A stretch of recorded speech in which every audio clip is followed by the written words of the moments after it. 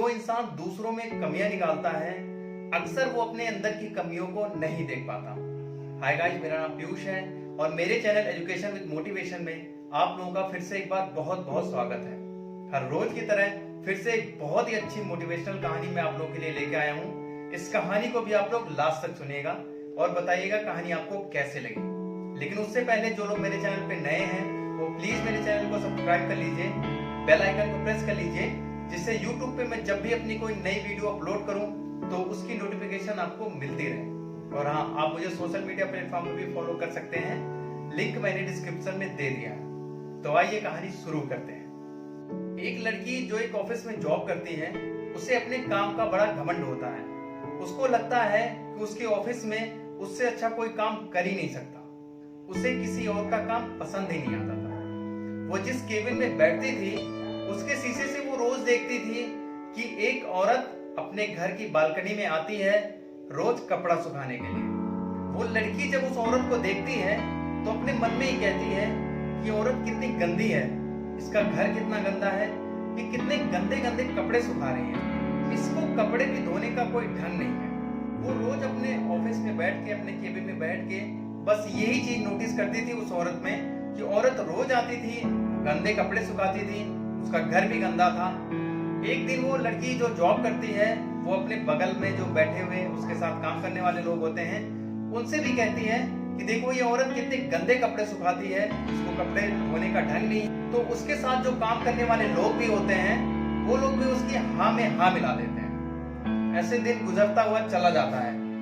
उस लड़की का रोज का यही काम होता है, वो ऑफिस में आती है, अपना काम भी करती है और उस औरत को भी नोटिस करती रहती है कि वो औरत कैसे कपड़े सुखाती है, उसका घर कैसा है। एक दिन वो ऐसे ही अपने ऑफिस में बैठ के उस औरत को ध्यान से देख रही होती है, तभी उसका बॉस आ जाता है। उसका बॉस देखता है कि ये लड़की उस औरत को बड़े ध्यान से नोटिस कर रही है। तो बॉस इससे कहता है कि तुम यहाँ क्या कर रही हो, तुम जॉब कर रही हो या उस औरत को देखने आई हो। तो ये अचानक ये चौंक जाती है और ये खड़े होकर अपने बॉस से कहती है कि सर देखिए वो औरत कितने गंदे कपड़े सुखाती है, उसको कपड़ा धोने का भी ढंग नहीं है, उसका घर भी कितना गंदा है। वो पैसे वाली तो है लेकिन वो चाहे अपना घर भी अच्छे से बनवा सकती है, अपने घर को पेंट करा सकती है, लेकिन पता नहीं वो इतने गंदे तरीके से क्यों रहती है। बॉस भी उसके केबिन से उस औरत को देखते हैं और कुछ सोचने लगते हैं। वो उस लड़की से कहते हैं कि ठीक है, कल जब ये औरत यहाँ पे कपड़े सुखाने आएगी तो तुम मुझको भी बुला लेना, मैं भी एक बार इसको दोबारा से देखना चाहता हूँ। अगले दिन फिर वही होता है। वो लड़की अपने केबिन में बैठी होती है, तभी वो औरत कपड़े सुखाने के लिए छत पे आती है। इस बार जब लड़की उस औरत को देखती है तो एकदम चौंक जाती है, क्योंकि उसके जो कपड़े होते हैं वो सारे एकदम बहुत अच्छे धुले होते हैं। उसका जो घर भी होता है वो बहुत अच्छे से पेंट हुआ होता है।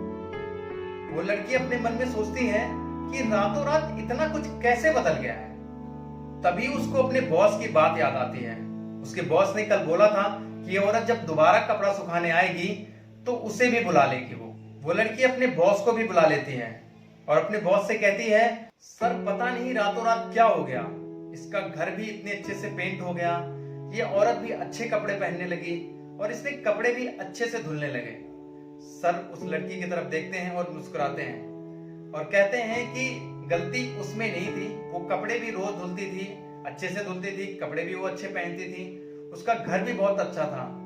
कमी तो बस ये थी कि तुम्हारा जो केबिन है इसका जो, और इसी वजह से जब तुम इस शीशे के रास्ते से उस औरत को देखती थी तो तुमको लगता था कि जैसे उसका घर गंदा है, उसके कपड़े गंदे हैं, उसको कपड़े धुलना नहीं आता, वो गंदे कपड़े धुलती है। इसीलिए मैंने तुम्हारे केबिन का सारा शीशा रात में साफ करा दिया और आज तुम्हें वो औरत एकदम साफ और उसका घर भी एकदम नया दिखाई देने लग रहा है। तो दोस्तों, इस शीशे जैसी धूल कभी कभी हमारी आंखों पर भी आ जाती है, जिसकी वजह से हमें सामने वाला गंदा दिखाई देने लगता है, हमें सामने वाले में कमियां दिखाई देने लगती हैं।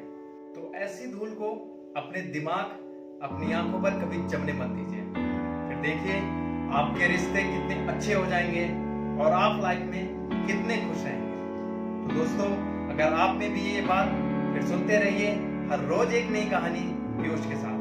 मिलते हैं एक नई कहानी में, तब तक अपना ख्याल रखिए।